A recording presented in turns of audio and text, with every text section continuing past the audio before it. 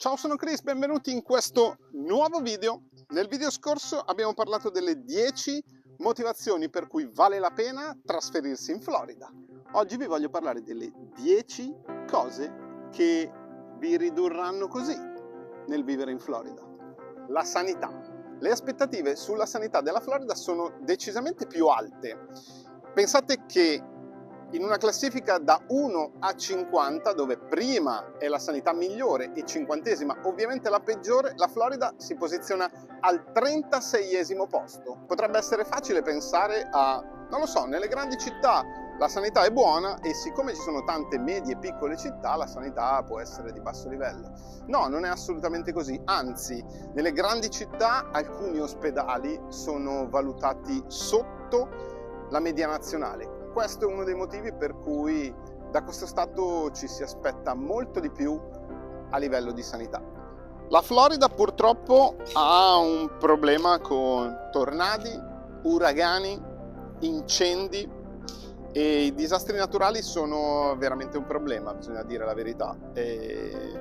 Oltre al caldo umido, d'estate la temperatura è veramente difficile e nelle zone un po' più paludose, tipo le Everglades, è veramente difficile starci in alcuni periodi dell'anno. Questo è sicuramente un punto molto negativo della Florida, senza sottovalutare il fatto che allarmi tornado o uragani cambiano totalmente lo stile di vita. Bisogna chiudere tutto, prendere, magari lasciare le proprie case e andare in posti sicuri. Questo è un aspetto molto negativo della Florida. Punto negativo della Florida, sicuramente gli insetti, i famosi mosquitos. E sì, ci sono dei periodi e delle zone dove è veramente invivibile. Questi mosquitos ti si attaccano e non riesci neanche a staccarli in modo, passatemi il termine, violento. In aggiunta ci sono molte zone, soprattutto acque, inquinate e sporche, molte, diverse. Questo è veramente un peccato. Lasciamo perdere le alghe, ma plastica, bicchieri, insomma, vicino alle zone di festa si trova spesso un po' di sporcizia. Caldo può essere veramente insopportabile, idem l'umidità.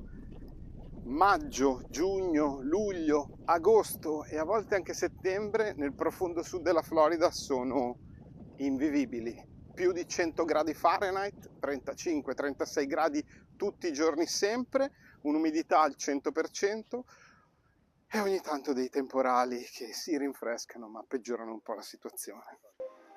Il costo della vita in Florida è alto, non dico tra i più alti degli Stati Uniti, ma tra i top 3 sicuramente. Ad esempio la benzina, anche qui non è la più alta degli Stati Uniti, imbattibile la California, ma siamo arrivati a quasi $6 al gallone nelle grandi città, ma poco meno di 5 in quelle piccole. Per quanto riguarda la vita di tutti i giorni è cara, vi faccio un esempio: mezzo chilo di pasta De Cecco, è vero, questo è un supermercato di alto livello, si chiama Fresh Market, ma viene venduta a $3,29. Scatoletta di tonno più economica, $2,29. Insomma, ci siamo capiti, il costo della vita è alto, questa è una cosa negativa. Se vi piacciono i cambi di stagione, la Florida non ha questo plus, quindi se vi piacciono i colori autunnali, se vi piace la magia dell'inverno, se vi piace l'attesa della bella stagione, la Florida non ha questo punto positivo, anzi è sempre estate o male che vada in alcuni casi primavera inoltrata, quindi questo è un punto negativo, devo dire la verità.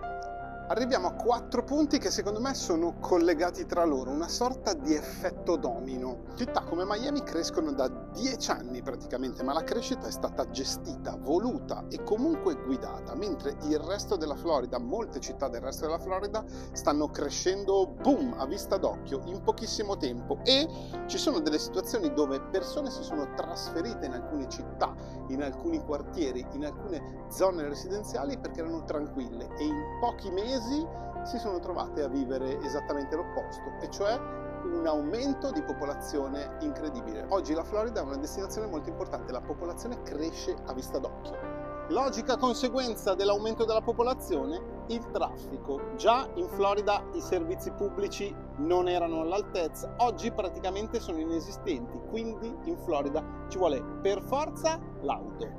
Da aggiungere ai lavori costantemente presenti sulle strade della Florida, ovviamente per cercare di adattare le strade alla nuova popolazione. Bene, tutto questo non genera altro che un super traffico. La Florida è veramente trafficata. Proseguiamo con l'effetto domino. In Florida si registrano più incidenti di ogni altro stato. I guidatori in Florida sono veramente terribili. Purtroppo è abbastanza comune finire in qualche incidente.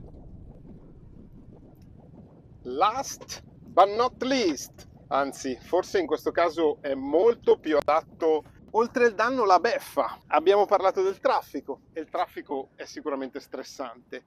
Abbiamo parlato dell'attenzione e delle possibili arrabbiature per i cattivi guidatori e per i tanti incidenti. Ma poi la beffa vera arriva quando arriva il conto dell'assicurazione, perché l'assicurazione auto in Florida costa tantissimo, addirittura più del doppio di altri stati. Spero il video vi sia piaciuto, fatemi sapere cosa ne pensate nei commenti, che cosa vi ha colpito di più e ci vediamo al prossimo video. Ciao!